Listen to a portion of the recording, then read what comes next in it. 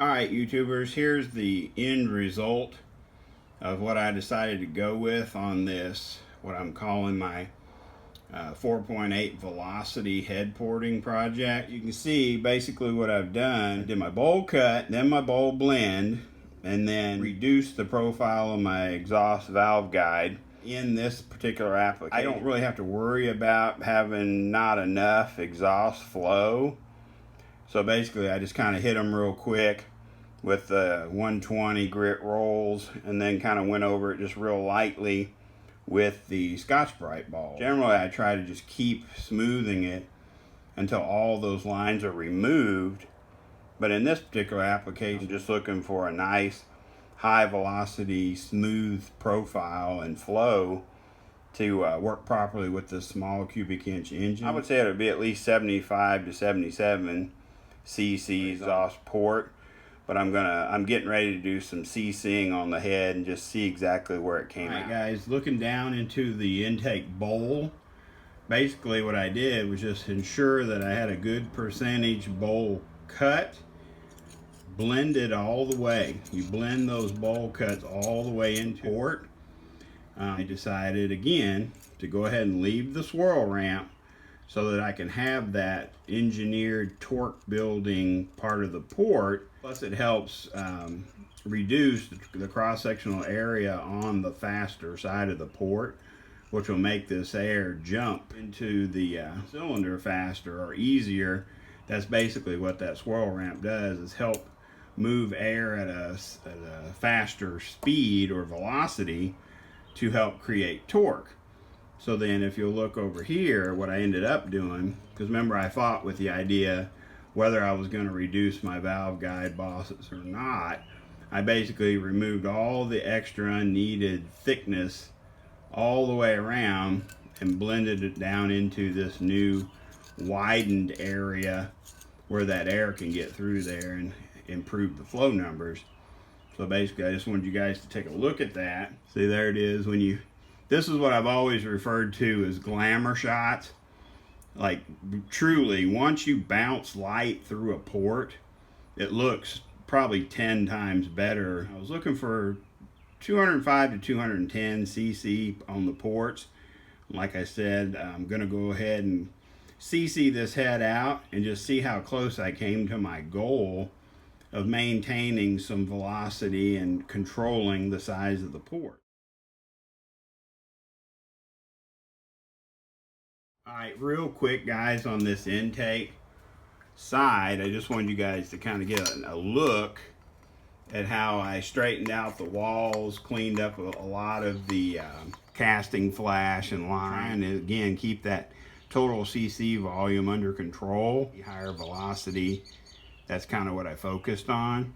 I did not remove the swirl ramp or the rocker stud, rocker bolt bump. I flipped it over for you so you guys can just get a little look at that.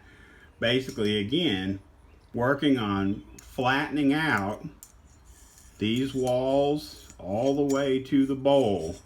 I've slightly modified the roof entry into the port and kind of smoothed this out on both sides. And you can see where I left the rocker bolt bump, but I have greatly reduced the profile. Alright guys, step number one, install one intake valve and one exhaust valve. I'm lucky enough to have lightweight checking springs, but you can do this with your regular beehives or whatever springs you're going to use. But you know, if you're going to have to use actual like dual springs, do yourself a favor, only install the outer spring, starting the process to CC one of the ports. Next steps, getting the head set up. I'm doing it where the top of the intake port is away from me, so that as you put your liquid into your port, the air bubble will move towards the top where the fill hole .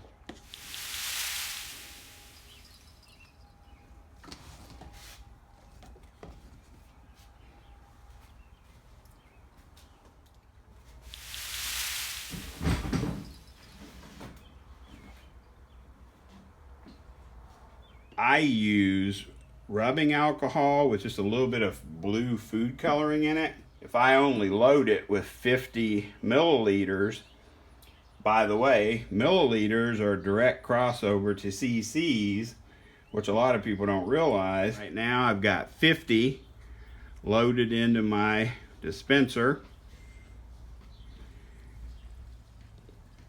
So there's 50, another 50.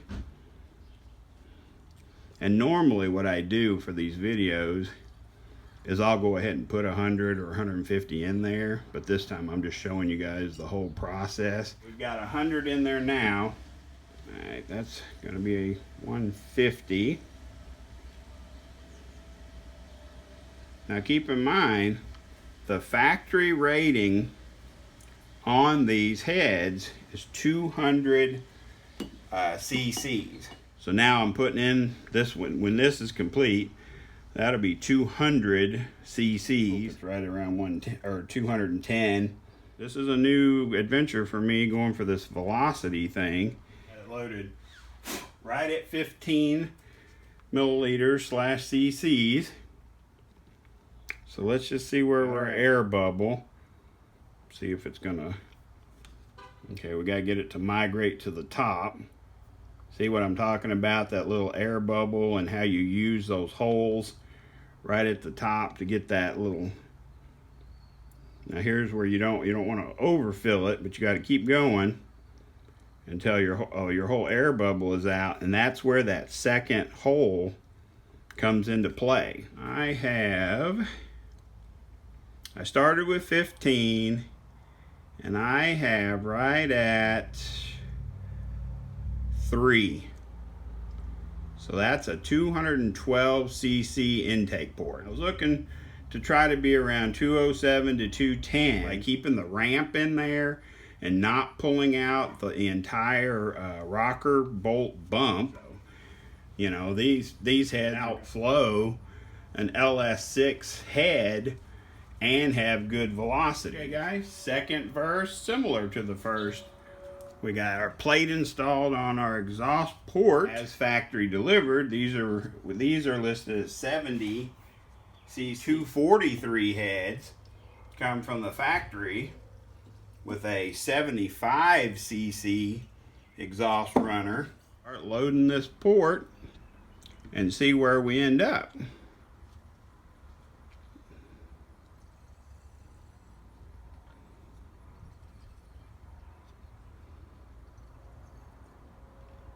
Okay, there's the first 50. Okay, guys, I reloaded with another 50. So basically what I'm going to do is put this in there and just see how close to 25 we end up coming once we get all our air out. If it ends up being 77 to 78, or I'm sorry, 77 to 80, that's even better. I'm not worried about that at all. Okay, we are at the 25 right now, and we still have a little bit of an air bubble. So let me just keep going. Second hole I talked about.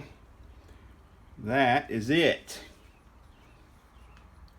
We have 20 left. We have an 80 cc exhaust port, and that's without raising the roof or anything like that. That's just doing the bowl cut, bowl blend, valve guide shaping, and then just the very slightest of roof work as we're smoothing it out and getting everything ready to roll. So this cylinder head will absolutely outflow any 43 or 799. Any of those 2-inch intake, 210 runner, 75 runner, this head will outflow those heads by a pretty sizable margin. My exhaust port, I'm at 80 cc's. My intake port was 212 cc's with a lot of work and trying to smooth things out and get the areas worked that needed to be worked to get it to boost those flow numbers. This is going to be more than enough cylinder head for a pretty spicy 4.8 liter build. So let me get this cleaned up and then we'll wrap up the video. All right guys, let's do a little bit of a wrap up. Again, these are the big valve 862s. These are the 2002 heads that came on my original 4.8 I built to turbocharge. Long story, we end up having to go back with these upon doing some reevaluation of my intent for this engine as a true daily driver, where I wanted to maintain some port velocity for throttle response and low speed and mid speed torque production. Because again, you don't want a head that flows absolutely great only up at the higher lift and higher RPMs of your usable RPM range. So basically I had decided, which is the first time ever, that I was going to be conservative, try to keep this thing proportionate in intake and exhaust runner size to work with the 4.8 engine and make a good all-around drivable souped up combination. Because you know, my goal has always been to get 375 to 425 crankshaft horsepower out of this very mild 4.8 build. So I needed a cylinder head that would absolutely support those kind of performance numbers. So I went through my, you know, math and my trying to proportionately size the port to make velocity. You know, in all honesty, I would rather have had a 205 to 210 cc intake port and maintain about a 194 valve size. Like if I had to do over again, I would try to find an aftermarket 8mm 194 valve that I could run in this combo, because I think that would be optimum for that little baby bore size 3.78 inch with this type of cylinder head. But as it is, I went ahead and upgraded these truck 862 heads to the LS1 takeout 2-inch intake valves and some aftermarket full one-piece stainless steel 1.57 valves on the exhaust, which, you know, basically is the same as factory. I don't know why they don't sell a 155 valve at the performance shops, because the machine shop said it's basically the same valve when you do the valve cut and the valve job. So it's just kind of a, what do they call that?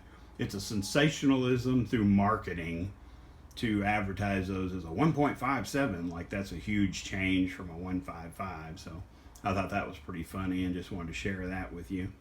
So basically ended up right where I wanted to be, because I wanted a cylinder head that would outperform a 243 or a 799. And this is, I've got it right here in front of me. That's a very well proportionate, thought out exhaust port, 80 cc's, that's excellent. On the intake side, I ended up at 212 cc's, which is perfectly fine with me. It's going to flow more than that little engine will probably ever need. And because I left the swirl ramp and everything in it, it should have, knock on wood, some decent velocity and have some good throttle response and torque. So that was my plan for these heads. I have executed said plan. These things are still dirty from the porting and all that. So I'm going to start the process now of getting them washed up, blown out, oiled down, because anytime you wash cylinder heads and blow them dry, you should always put a little WD-40 on anything that can rust, because it will rust way faster than you think it will. So there's the final results, guys, on the Turd-Bo 4.8 turbo heads, 8 big valve 862s. Hopefully this has been a little bit informative, and I can kind of relay some of the information and the theory and thought process that went behind the way these were ported. So please like, subscribe, and share. Please check out my channel, see if you can find other videos that interest you. Hit me up in the comments, get some thumbs up, thumbs down, whatever you think's appropriate. Thank you, guys.